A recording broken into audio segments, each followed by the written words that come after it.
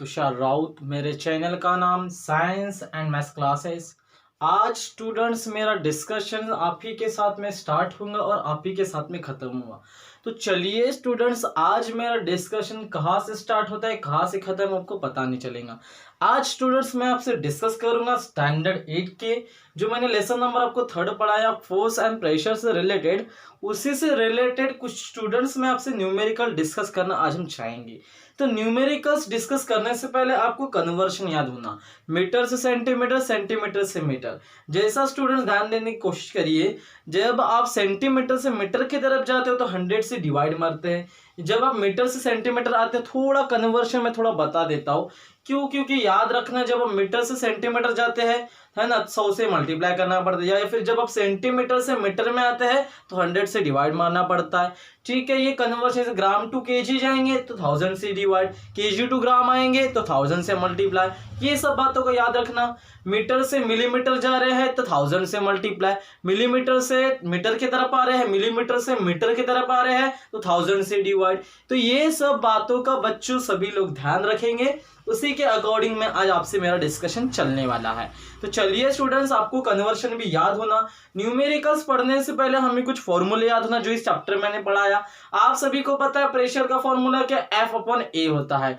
ठीक है, प्रेशर का फॉर्मूला आप सभी स्टूडेंट्स को पता है कि प्रेशर का फॉर्मूला होता है F/A, फोर्स अपॉन एरिया, ये भी पता है। डेंसिटी का फॉर्मूला ये भी आपको पता है सर, डेंसिटी का फॉर्मूला मास अपॉन वॉल्यूम होता है, ये भी हमें पता है। रिलेटिव डेंसिटी का, किसी भी ऑब्जेक्ट की रिलेटिव डेंसिटी निकालना है तो हम करते हैं density of an object divide में आता है डेंसिटी ऑफ वाटर। तो इसका भी हम द्वारा हम निकाल सकते हैं। कुल मिला के हमारे पास 3 फॉर्मूले लगे हैं। प्रेशर का फॉर्मूला क्या students, force upon area. Second, density का फॉर्मूला क्या, mass upon volume. And third, relative density निकालने के लिए स्टूडेंट्स, रिलेटिव डेंसिटी निकालने के लिए एक फॉर्मूला है क्या, density of an object upon में डेंसिटी ऑफ वाटर। और याद रख लो डेंसिटी ऑफ वाटर कितनी होती है, 1000 kg पर मीटर क्यूब।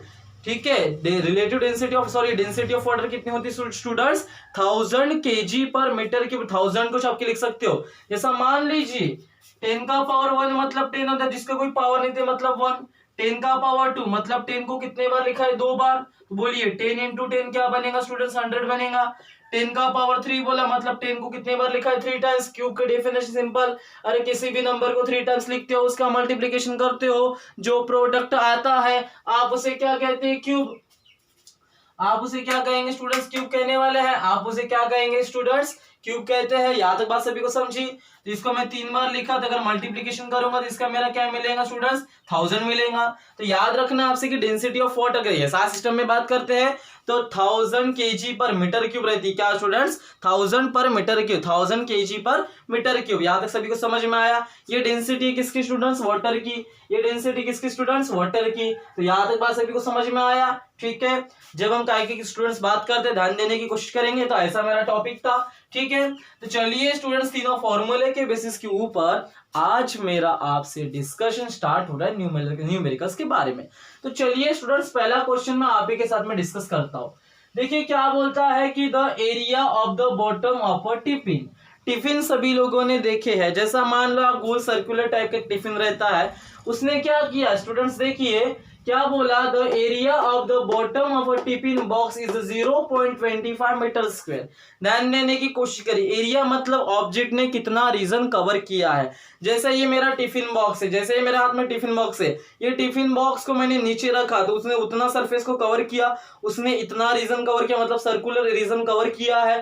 तो वो जो बॉटम है, आप सभी लोगों ने टिफिन देखे, ये जो मेरा टिफिन है और ये टिफिन का निचले वाला हिस्सा है, ये जो टिफिन का निचले वाला हिस्सा है उसने कितना स्पेस ऑक्यूपाइड किया स्टूडेंट्स, तो 0.25 मीटर स्क्वायर, 0.25 मीटर स्क्वायर। यहां तक बात सभी को समझी, क्लियर हुआ स्टूडेंट्स। मैंने कहने का बात ऐसा है कि एक टिफिन बॉक्स है, उसका बॉटम का रीजन सभी लोगों ने टिफिन बॉक्स देखे हैं, तो उस बॉटम रीजन का कितना एरिया है, देखिए the area of the bottom of a tiffin, the area of the bottom of a tiffin. तो जो टिफिन के बॉटम का एरिया कितना है टिफिन बॉक्स का, टिफिन बॉक्स जो दिखता है बॉटम का एरिया आपने देखे बच्चों बहुत अच्छे से, उसका एरिया कितना दिया 0.25 मीटर स्क्वायर। और क्या बोलता है, एंड वेट इज 50 न्यूटन। अब आपको पता है students, weight is nothing but the force, weight is nothing but the force. बात सभी को समझ में आ रही है, क्या बोला स्टूडेंट्स, याद रखना आपसे कि weight is nothing but the force, कि दोनों की यूनिट कैसी रहती है स्टूडेंट, सेम रहती है। वेट अलग कंसेप्ट है, वो आगे मैं डिस्कस कराऊंगा जब 9th-10th में आप पढ़ाऊंगा मैं जब आपको, ठीक है स्टूडेंट्स। तो कहने की बात ऐसे ध्यान देने की कोशिश करिए, weight is nothing but the क्या है स्टूडेंट्स, फोर्स है। बात सभी को समझ में आ रही है, ठीक। तो वो टिफिन का वेट है, टिफिन का वेट है ना, टिफिन का वेट, टिफिन भारी रहता है ना, तो उसका वेट दिया, उसके ऊपर फोर्स अप्लाई हुआ, वो मैं बताऊंगा। वेट क्या होता है, फोर्स इनटू एक्सेलरेशन, मतलब फोर्स इनटू ग्रेविटी का मल्टीप्लिकेशन होता है, इस वजह से इसकी वैल्यू न्यूटन आती है, वो आगे 10th में है, वो मैं आगे बताऊंगा आपको। तो कहने की बात ऐसी बच्चों, क्या वेट यानी मास नहीं बोलेंगे, वेट यानी मास, ये कंसेप्ट भूल जाओ। सर उसका वेट मतलब उसका मास रहेगा 100 की, जिसका अगर मान लेते हो, अगर मैंने पूछा तेरा वेट कितना, आप बताओ सर 50 kg, तो वो वेट नहीं कहलाता, वो तो कहलाता है उसका केवल मास कहलाता है, वो उसका मास है बच्चों, वो उसका वेट नहीं है। वेट अलग कंसेप्ट है, जिसके ऊपर फोर्स एक्ट होता है और ग्रेविटी एक्ट करती है साथ में, उसे बोला जाता है वेट, इसलिए वजह से उसकी यूनिट आती है न्यूटन। उसके डिटेल में नहीं जाते। हमारे हाथ में वेट बोले तो फोर्स की वैल्यू दी, हमारे हाथ में एरिया दिया गया, तो आपको निकालना है calculate the pressure exerted by the box on itself. ध्यान देने की कोशिश करिए, मतलब वो जो टिफिन बॉक्स था, ये टिफिन बॉक्स था स्टूडेंट्स, उसके बॉटम का एरिया था 0.25 मीटर स्क्वायर, इसका वेट दिया गया कितना, वेट इज नथिंग बट क्या दिया गया, फोर्स दिया गया कितना, न्यूटन, 50 न्यूटन। तो जब मैं वो टिफिन बॉक्स को जमीन पे रखता हूँ, तो वो टिफिन बॉक्स के ऊपर कितने का प्रेशर एक्सर्ट किया है, कितने का प्रेशर एक्सर्ट किया, मतलब कितने का प्रेशर वो एब्जॉर्ब किया है, मतलब उसे एक्सपीरियंस में आया कि मेरे ऊपर कितना प्रेशर लगा, जिस वजह से मैं टिफिन बॉक्स यहाँ पे पहुंचा हूँ। बात सभी को समझ में आ रही, उसके ऊपर उसने फोर्स अप्लाई की है, उसके बॉटम का एरिया दिया है। तो बच्चों मुझे बताइए, आपके हाथ में एरिया दिया है, आपके हाथ में फोर्स दिया है, क्या प्रेशर निकाल सकते हैं, फॉर्मूला आप सभी को पता है, सिंपल फॉर्मूला। चलो सॉल्यूशन में आते हैं स्टूडेंट्स, क्या गिवन में आपके पास में क्या है, एरिया ऑफ बॉक्स बोले तो क्या कितना है आपके हाथ में, 0.25 मीटर स्क्वायर, ठीक है। आपके हाथ में क्या दिया, weight, weight is nothing but क्या है, force, weight is nothing but क्या है स्टूडेंट, फोर्स, कितने न्यूटन का, 50 न्यूटन का। 2 पॉइंट को आपको क्या निकालना है, प्रेशर, क्या निकालना है स्टूडेंट, प्रेशर बोले तो पी, क्वेश्चन मार्क। चलो फॉर्मूला आप सभी को पता है, pressure equal to formula we have, pressure equal to formula क्या होता है, फोर्स अपॉन एरिया। चलिए फोर्स की वैल्यू कितनी आ रही स्टूडेंट्स, 50, एरिया कितना आया 0.25, एरिया कितना आया स्टूडेंट्स 0.25, दिख रहा है सभी लोगों को। चलो अब आपको पता है प्रेशर की यूनिट क्या आती है, वो तो आपको बताएंगे, ठीक है। चलो इसको थोड़ा सॉल्व कर लेते हैं यहीं पे। बताओ ये 50 है, आपको 50 है स्टूडेंट, सभी को पता है। 0.25 को पैसा भी लिख सकते हो, 25 को अपन 100। चलो 100 को डिवाइड मारते हैं 25 से, ठीक है, 25 को 100 से डिवाइड मारते हैं। तो स्टूडेंट्स मुझे बताइए 100 के टेबल में 25 आता है क्या, नहीं आता, लगाया मैंने 0, तो बताओ 25 में से 0 गया, 25 आया, यहाँ तक सभी को समझा। चलिए मुझे बताइए स्टूडेंट्स, अब 100 के टेबल में 25 नहीं आता, लेकिन फिर मैंने लगाया 0, यहाँ पे लग गया पॉइंट। 100 के टेबल में 250 आता है क्या, नहीं आता, लेते हैं छोटा। चलो यह स्टूडेंट्स कितना आपके हाथ में कितना लगा, 200, तो यह आपके हाथ में लगा क्या 0, 5 में से 0 गया 5, 2 - 2 0, ठीक है, फिर से 0 लगाया। 100 के टेबल में 500 आता है, हाँ सर आता है, कितने टाइम्स, 5 टाइम्स। आपको पता है 500 - 500 कितना आया 0, तो 0.25 को आप क्या लिख सकते हो स्टूडेंट्स, 25/100, क्या लिख सकते हैं 25/100। और आपको पता है जो सबसे नीचे रहता है कहा जाता है ऊपर, ये लग गया 50 मल्टीप्लाई बाय 100, अपन में क्या आया 25, 25 दूने 50, क्या बोल सकते हैं 25 दूने 50। तो आपके हाथ में क्या लगा स्टूडेंट्स, ध्यान देने की कोशिश करेंगे, ठीक है। तो आपके हाथ में क्या लगा स्टूडेंट, 25 दूने 50, ठीक, यहां तक क्लियर हुआ बस स्टूडेंट सभी लोगों का। चलो लेके चलता, मेरा टॉपिक क्या है, देखिए मैंने क्या किया, 50 था, 0.25 को हम कह सकते हैं 25/100, 100 गया ऊपर, जो सबसे नीचे रहता है कहा जाता है ऊपर। अब आपको पता है स्टूडेंट्स 25 दूने 50 होता है। चलो 2 गुणिला 100 से मल्टीप्लाई करो तो 100 के 2 नोट, तो कितना बनेगा 200। यूनिट लिखना भूल जाना, कुछ भी भूल जाना, लेकिन प्रेशर की यूनिट, फोर्स की यूनिट क्या, न्यूटन, और एरिया की यूनिट क्या आएंगी, न्यूटन पर मीटर स्क्वायर। क्या स्टूडेंट्स, न्यूटन पर मीटर स्क्वायर। तो आपने ये तो निकाल लिया, लेकिन आंसर में लिखना भूलना नहीं स्टूडेंट्स। तो आंसर में क्या लिखोगे, the pressure exerted on tiffin box is कितना स्टूडेंट 200 न्यूटन पर मीटर स्क्वायर। सिंपल था, put the value get the answer. Area था, फोर्स दिया हुआ था 50 का अपन 0.25 आया। 0.25 को आप ऐसा लिख सकते हो 25/100। जो सबसे नीचे रहता है कहा गया ऊपर, 50 के मल्टीप्लाई में 100 आया, नीचे 25 आया, 25 दूनी 50, 2 गुनीला 100 कितना है 200। सिंपल टॉपिक था, ज्यादा क्वेश्चन कुछ भी डाउट नहीं था, सिंपल क्वेश्चन था बच्चों। चलो आई एम श्योर ऐसा मैं लेके चलता हूँ कि ये क्वेश्चन सभी को समझ में आ गया होगा। चलिए अनदर क्वेश्चन देखते हैं, क्या ध्यान देने की कोशिश करेंगे। चलिए स्टूडेंट्स अनदर क्वेश्चन क्या है देखते हैं, आप ही के साथ में डिस्कस करते हैं। क्या बोला है, ध्यान देने की कोशिश करिए। द डेंसिटी ऑफ मेटल, ध्यान देने की कोशिश करिए, क्या बोला है, the density of metal is 10.8 into 10 to the power 10.8 क्या है students, 10.8 into 10 to the power 3 kg per metre cube. ये डेंसिटी ऑफ मेटल दिया है। फाइंड क्या करना है आपको, find the relative density of the metal. क्या फाइंड करना है, मेटल की मुझे रिलेटिव डेंसिटी फाइंड करना है। स्टूडेंट्स आपके पास में मेटल की डेंसिटी है, मैंने वही बात बोला, एसआर सिस्टम में बात समझने की कोशिश करिए स्टूडेंट्स। एसआर सिस्टम में बात समझने की कोशिश करिए कि रिलेटिव डेंसिटी ऑफ वाटर आप सभी को पता है 1000 केजी पर मीटर क्यूब होती है, ये तो हमें पता ही है। 1000 कुछ मैं 10 का पावर 3 लिख सकता हूँ। स्टार्टिंग में मैंने बताया था 10 का पावर 3 मतलब 10 को 3 बार लिखेंगे, 10 गुना 10, 10 गुना 10 कितना आता है, 1000 आता है। यहां तक सभी का मैसेज करने में क्लियर हुआ। तो चलिए स्टूडेंट्स लेके चलता हूं।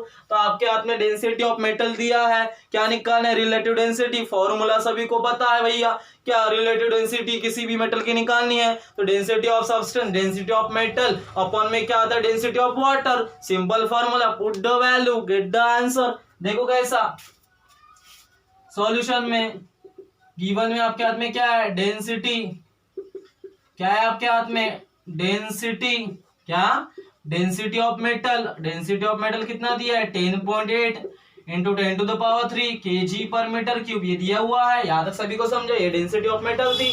फिर आपको पता है, you know we know that, याद रख के चलना, क्या कि density of water, density of water आपको पता है, बताया था मैंने 10 का पावर 3 केजी पर मीटर, इसी को आप बोल सकते हो 1000 केजी पर मीटर क्यूब, ऐसा भी बोल सकते हैं स्टूडेंट्स। बात सभी को समझ में आ रही है। चलो टू फाइंड में हमें क्या निकालना है, relative density of metal. Simple formula, put the value get the answer. Relative density of metal, relative density of metal formula सभी को पता है, क्या वी हैव करके फॉर्मूला चिपका है कि रिलेटिव डेंसिटी ऑफ सब्सटेंस, है ना, क्या कि रिलेटिव डेंसिटी ऑफ सब्सटेंस जो किसके बराबर होती है, तो density of substance, density of substance upon में आता है density of water, density of water. चलो so therefore relative density of metal equal to density of metal, density of water, put the value get the answer. बोलो density of metal कितना आया, substance बोले तो अभी मेटल है, कितना आया 10.8 इंटू 10 टू द पावर 3।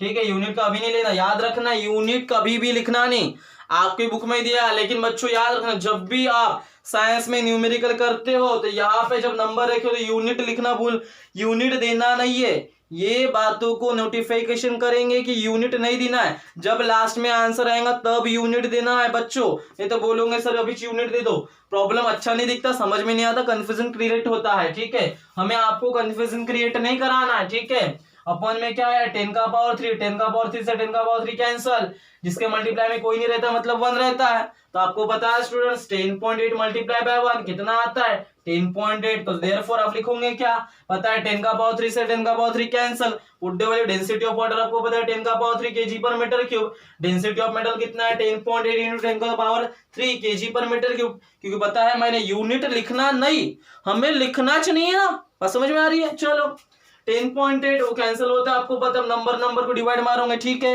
तो आपको पता है स्टूडेंट्स 10.8 इंटू 1 क्या बनेगा 10.8, और इसकी कुछ यूनिट नहीं रहेंगी। क्यों नहीं रहेंगी, क्योंकि ये भी डेंसिटी है और ये भी कैसा स्टूडेंट्स डेंसिटी है, सेम गड़ी दाम दिया चोर, तो कुछ भी यूनिट बचने वाली है क्या, नहीं है। क्या लगने वाला है स्टूडेंट्स हमारे हाथ में, इट्स अ प्योरली नंबर। क्या लगने वाला है स्टूडेंट्स हमारे हाथ में, इट्स अ प्योरली नंबर। ऐसा सिंपल क्वेश्चन था, किसकी आंसर में लिखना भूलना नहीं। क्या द रिलेटिव डेंसिटी, क्या the relative density of metal, the relative density of metal is 10.8, कितना रहेगा 10.8। सिंपल टॉपिक है स्टूडेंट, सभी को समझ में आया, ऐसे क्वेश्चन थे। सिंपल सिंपल से रिलेटिव डेंसिटी निकालना, तो ऑब्जेक्ट की दी है, वाटर से डिवाइड मारो, put the value, get the answer. चलो ये भी क्वेश्चन तगड़ा नहीं है, बहुत सिंपल साढ़े क्वेश्चन है। न्यूमेरिकल्स बोले तो बहुत सिंपल, बस फॉर्मूले कन्वर्शन याद होना।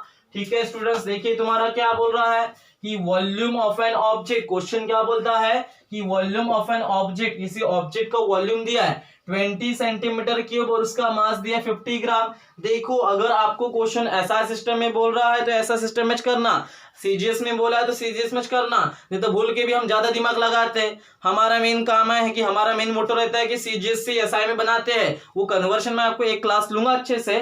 ठीक, अभी कुछ दिनों बाद एक क्लास लूंगा जिसमें मैं पूरा कन्वर्शन के ऊपर एक वीडियो बनाने वाला हूं।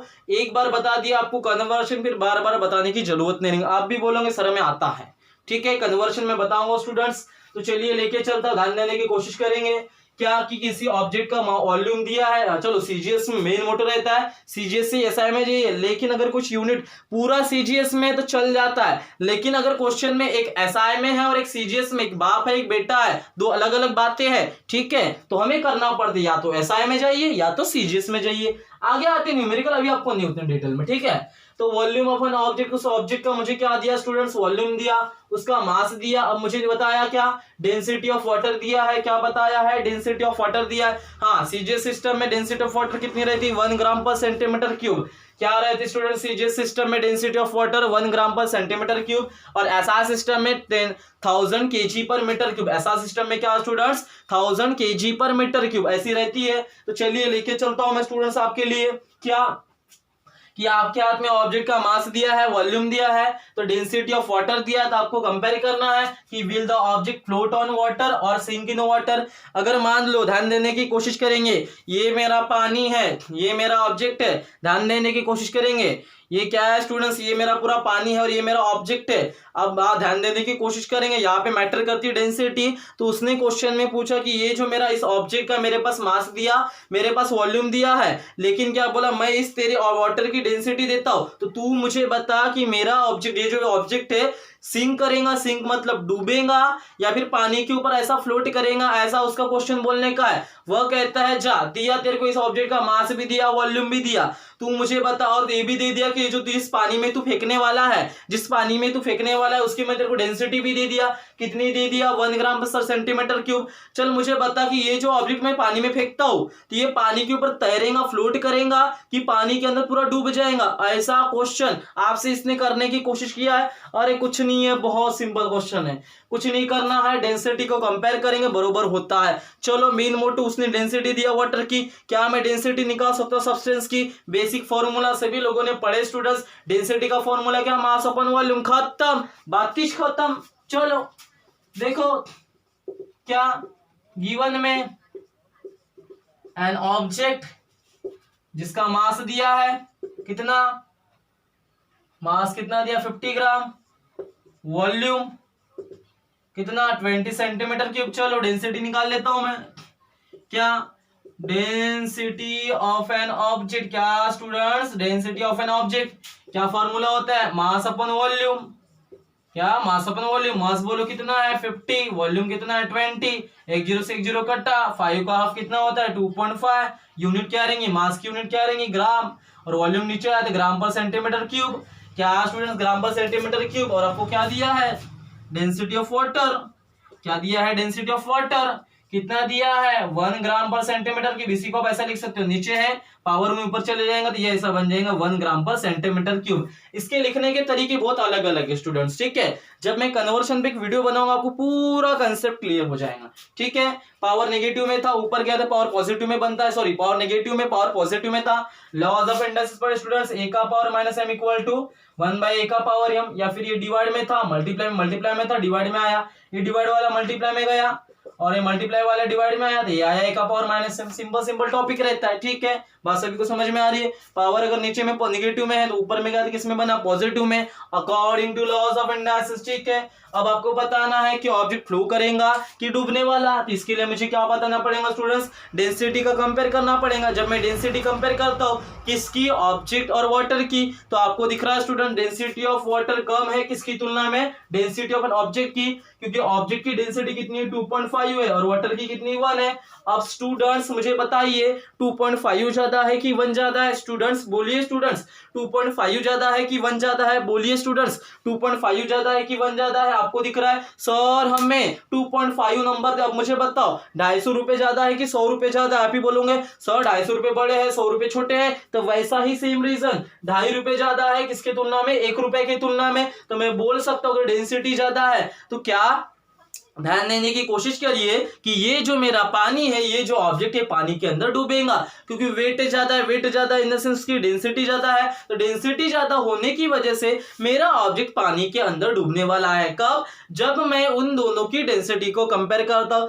जैसा मान लो कभी कभी आपको क्वेश्चन पूछ लेता है कि बर्फ पानी के ऊपर है ना, कि बर्फ पानी के ऊपर फ्लोट कैसी करता है, तैरता कैसे, तो उसके पीछे खास रीजन है बच्चों कि जो आइस की डेंसिटी होती है कम होती है किसके कंपैरिजन में, वाटर के कंपैरिजन में। सो इस वजह से बर्फ पानी के ऊपर तैरता है। बात सभी को समझ में? अगर मैं इस ऑब्जेक्ट की बात करता हूं तो ये जो ऑब्जेक्ट सिंक करेगा, पानी के अंदर डूबेगा। क्यों डूबेगा? क्योंकि पानी की डेंसिटी कम है किसकी तुलना में, तो ऑब्जेक्ट की तुलना में। समझ में आया? सो मैं यहां पे बोल सकता हूं when we compare their density, when we compare their density, when we compare their density, observed that an object is sink in water, is sink in water। क्यों बोला? क्योंकि पानी के अंदर इस वजह से डूबेगा क्योंकि ऑब्जेक्ट की डेंसिटी ज्यादा है। तो किसके कंपैरिजन में स्टूडेंट्स? पानी की तुलना में। इस वजह से आपका ऑब्जेक्ट पानी के ऊपर नहीं तैरेगा, पानी के अंदर डूब जाएगा, पानी के अंदर डूब जाएगा। तो ऐसे स्टूडेंट क्वेश्चन थे। पहले क्वेश्चन में सिंपल था, force upon area, put the value get the answer. Second इसमें रिलेटिव डेंसिटी निकालना था, put the value get the answer. Third इसमें बताना था कि पानी के ऊपर फैलेगा, पानी के ऊपर तैरेगा, फ्लोट करेगा या नहीं करेगा। पानी का आपको पता चल गया कि ऑब्जेक्ट पानी के अंदर डूबेगा। ऐसा हमारा आज का टॉपिक था स्टूडेंट्स। यहीं पे मेरा चैप्टर फिनिश होता है जिसका नाम क्या है स्टूडेंट्स? Force and pressure. जिसका नाम क्या है स्टूडेंट्स? Force and pressure. यहीं पे मेरा टॉपिक खत्म होता है। जो भी होगा बच्चों अगली क्लास में देखा जाएगा। So thank you so much, stay safe, stay healthy. ठीक है, थैंक यू सो मच।